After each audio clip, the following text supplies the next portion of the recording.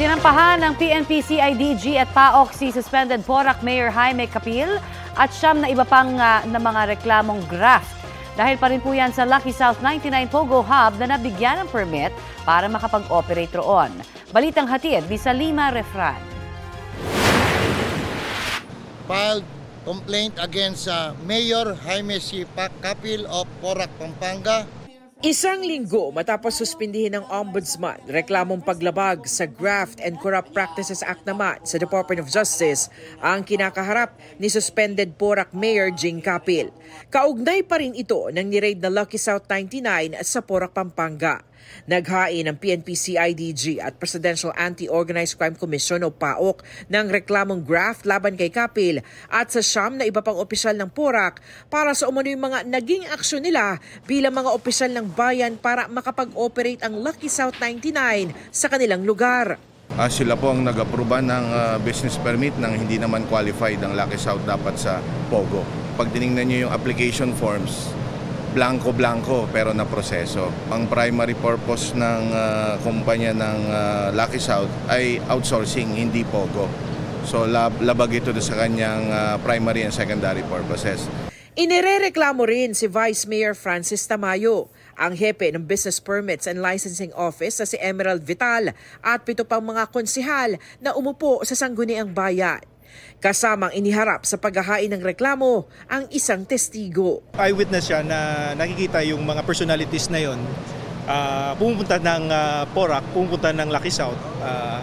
We don't know, pero hindi yung sa on a regular basis, monthly basis talaga.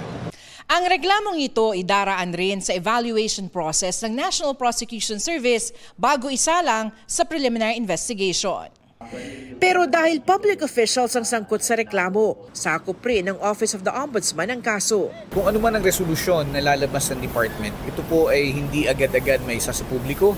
Ito po ay dadaan muna sa Office of the Ombudsman para kung ito'y aaprubahan nila o hindi ang recommendation. Patuloy na sinusubukang makuha ng GMA Integrated News ang panig ng mga inirereklamo.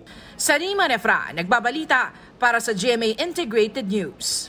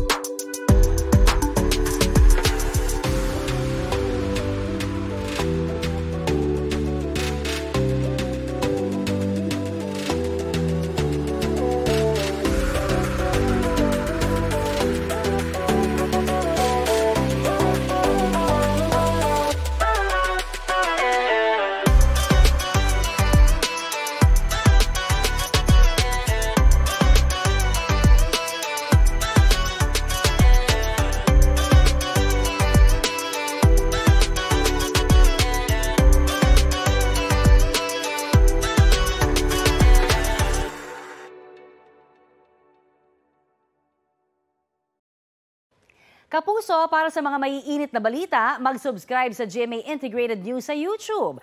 Sa mga kapuso naman abroad, subaybayan nyo kami sa GMA Pinoy TV at sa www.gmanews.tv.